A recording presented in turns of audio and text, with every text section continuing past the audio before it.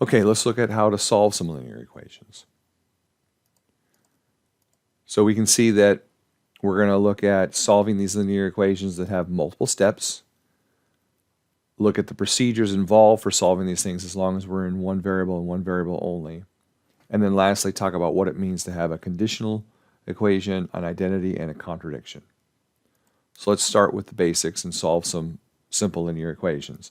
Now, there are some steps, some basic steps that if you follow, you can solve everything. We're going to go through a couple examples and I'm going to give you my set of steps that are slightly different. They're more generalized than steps you're going to find in most textbooks. Okay, this one. Again, I'm going to follow my own advice and I'm going to keep this positive. I know it's an extra step, but -7 equals 11 plus 2w, right? Because I have to add it to both sides. Now I can subtract 11 from both sides and get a -18 equals 2w, and then I can divide both sides by 2, and I get -9 equals w. And then I could double check it. -9 times -2 is positive 18. 18 minus 7 is 11. Yep, it works. Now I know you're thinking, why'd you move that 2? It didn't matter. Well, it didn't matter for something as simple like this. But remember, once we get into inequalities, it matters because then you don't have to worry about remembering to flip the sign. Okay, isolate my variables. So I'm going to subtract 3 and get -1. Simplify my variable, which means I'm going to multiply both sides by 5, right, to get rid of that fraction. And I get -5 equals x. Check it in here. -5 times 1/5 is -1. -1 plus 3 is 2. Yay, I didn't mess it up. And then finally, combine like terms. So bring my x's all onto one side. It's better to move it to the left to keep it positive. So 4x minus 4 equals -8. Yes, I know you probably could have done a lot of this in your head. You probably could have done 2 steps at once. But again, in order to minimize your chances of making a mistake, don't do 2 things at once. Do one simple step, then another simple step, then another simple step. Now, if you're doing things that are only affecting the left-hand side, then by all means don't bother rewriting the right-hand side. Just do all the stuff you want to do the left-hand side. Once you get it to a certain point, bring the right-hand side back in, or vice versa, right? You're doing a bunch of stuff to simplify the right-hand side. Then when you're done, bring the left-hand side back in if you don't want to keep just writing crap down that's not changing. But something like this, where you're subtracting from both sides, you've changed both sides, so you got to rewrite both sides. And then same thing, add 4, right? 4x equals -4, and then divide by 4, and then x equals -1. Double check it. -6 minus 4, -10, -2 minus 8, -10. It works. All right, so let's look at some of the general steps involved. These are the general steps for this particular source, and it's that they want you to simplify both sides of the equation by clearing parentheses and combining like terms. Then you use addition and subtraction property to collect your variable on one side, and then use that same property to collect the constants on the other side. Then you use the multiplication or division property to make the coefficient of your variable 1, and you check your answer. 5 simple steps. I like to generalize them a little bit more so that we can use the same steps to basically solve all equations and not just these simple linear ones. So my step 1 is same thing, simplifying both sides of the equation. But I'm going to leave this for step 2. And I'm going to say clear parentheses, but then you also want to clear fractions and decimals and other, what we're going to call grouping objects. So step 1 is just to clear all those things. Because if you keep an eye on step 2, which is combining like terms, right? This ended up being my step 2. Combine like terms on each side. So I can get rid of this. Well, since we know we need to do that eventually, in order to do that, we need to be able to separate things, right? We need to shuffle all the variables on the one side and all the constants on the other. Well, we can't do that if our variables and constants are trapped together inside parentheses. That's why we need to clear parentheses. We also can't do it if they're trapped together in a fraction, right? Like let's say you had something like x plus 2 all over 5. You need to separate those so that the 2 can go on one side and the x can go on the other. So you need to clear fractions. Decimals, you don't technically have to clear decimals in order to combine like terms. So you can let decimals ride if you're good at working with them and you want to put them in your calculator. But decimals is one of those things that it just messes with people's heads, so it's often safer and less prone to make mistakes if you clear those as well. Grouping objects, you definitely have to clear. Well, we've already talked about fractions. That's one type of grouping object. The only other types of grouping objects that you're going to come across in a typical algebra course are going to be roots, like square roots, and the absolute value symbols. Because you could have, for instance, if you had x plus 3 all under a square root, you can't isolate x, you can't get it away from this 3 until you get rid of this square root. So you're going to have to clear that. And we'll learn how to do that in a future lesson. And then same thing if you had, 2x minus 5 stuck in an absolute value. Again, you can't separate these from each other so that you can solve for x all by itself without first clearing the absolute value symbols. And again, we'll learn how to do that in a later lesson. But I just want to point out that if we generalize these steps now, it doesn't feel like we have to memorize a whole new set of steps later, because they really are the same thing. So step 1 is clear all the junk, right? Clear all the grouping objects, your parentheses, your square roots, your absolute values, your fractions, which are, grouping objects. And then if you want to make it easier, also clear some decimals. Once you've done that, you've basically pulled everything apart, and you can sweep all the x's on one side and do all that. Then you're ready for step 2, which is you combine like terms. So then you sweep together all of your x's or whatever variable you're working with on one side of the equation, combine all those, combine all your constants together on that side of the equation, work on the other side of the equation, do the same thing, combine all your x's, combine all your numbers. Then once you have that, step 3, instead of these being considered 2 steps, I call step 3 isolate your variable.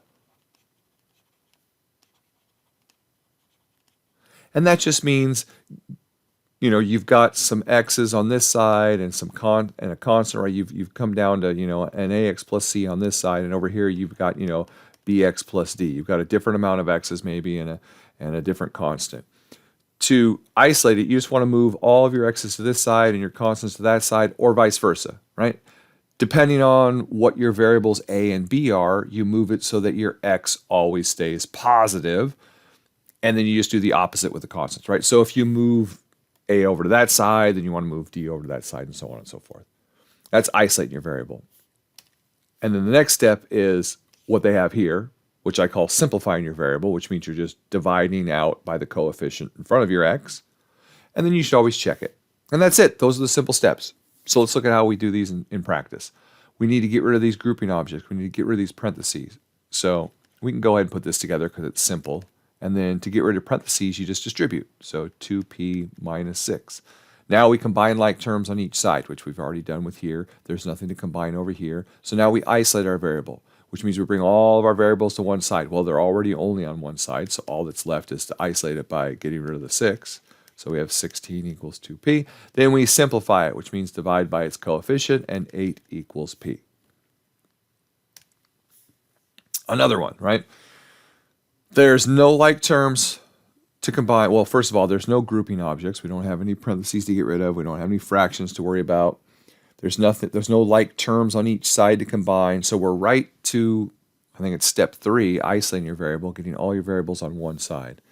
Well, if you don't like the decimals, then let's clear them, right? Let's multiply everything through by 10. 22y minus 83 equals 62y plus 121. This probably looks a lot easier to a lot of people. And then we want to move the y's over to this side to keep it positive. Negative 83 equals 40y plus 121. Then we subtract the 121. So we can isolate our y, get it all by itself, right? And so this is 204, negative 204 equals 40y. And then, of course, divide by 40. And this is y. Now, of course, you'd have to either reduce it as a fraction if they wanted the answer as a fraction, or stick it in your calculator and figure out what it is that way. But in any case, negative 5.1. Another example. Here we've got our grouping object. All right, so we want to distribute, right? So distribute through gives you 6x, and then 6 times 3 gives you 18. And then nothing else changes. 2 plus 7x minus 5. You can combine these if you want to, but I would say it's safer to wait. So now combine like terms. Well, I've only got 1x, but I've got these two constants. So 7x minus 5 plus 2 is minus 3. Over here I've got two x pieces, right? So I can add those together. 8x plus 18. Nothing else to combine to simplify each side. So I've got to combine my x's. I'm going to subtract the 7 of them, so it keeps it positive. So negative 3 equals x plus 18. Then I'm going to subtract the 18 because I got to get x all by itself, and negative 18 plus 3 more negatives, right, gives me negative 21. And I'm done. I don't need to divide by anything because I just had 1x.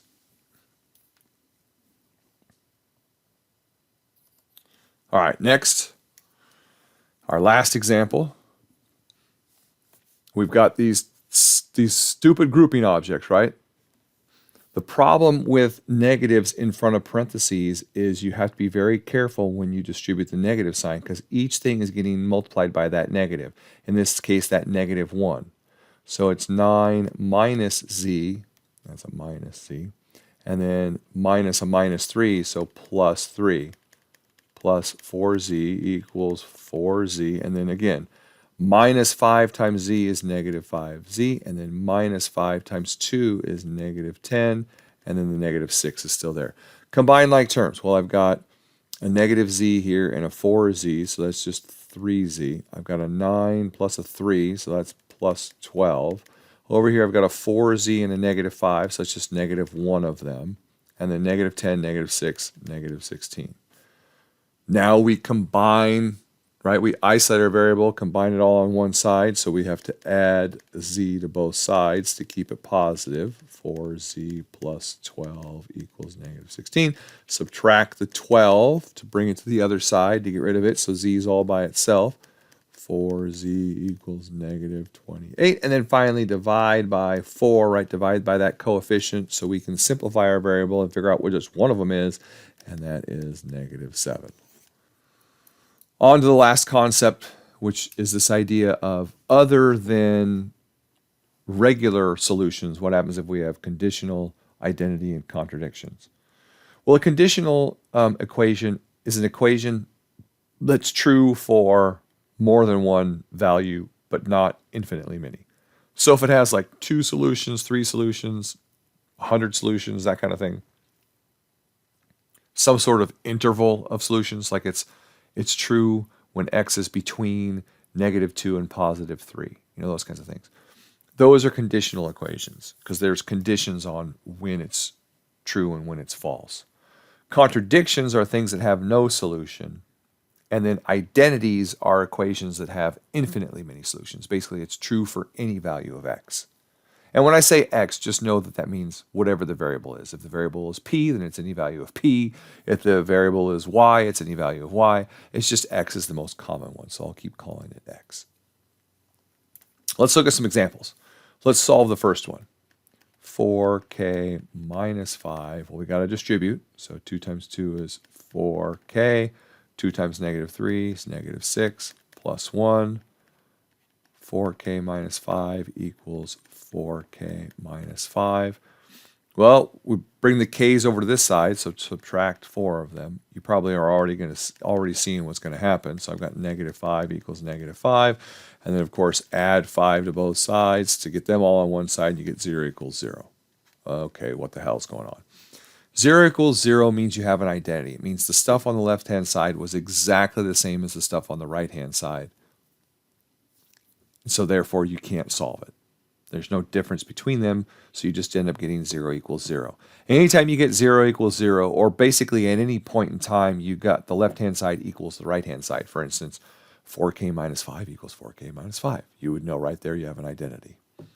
So that's an identity. It has infinitely many solutions because you can literally plug in anything for k and it will work. The next one, we distribute, and we get 2b minus 8 equals 2b minus 7, again, you might be thinking, oh, okay, something weird is going on, because if I subtract 2b from both sides so that I can get it all on the left-hand side, it goes away, and I just have negative 8 equals negative 7.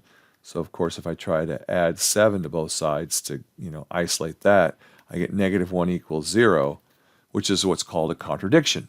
So anytime you get two sides where the variables cancel out, right, the b's just went away, and you get a constant equal a different constant, so we got negative 8 equals negative 7, then it's a contradiction. You'll see that down here, the variables canceled out, but we had negative 5 equals negative 5. The same thing. Here we had negative 8 equals negative 7.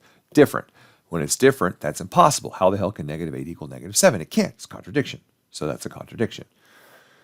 And this last one actually has one solution, right? If we subtract the 2x from both sides, we get x plus 7 equals negative 5. Then we subtract the 7 and we get x equals negative 12. So that's just has one solution, which can be considered a conditional solution, but it's not really. We just call it a unique solution. All right, that's all I got for you.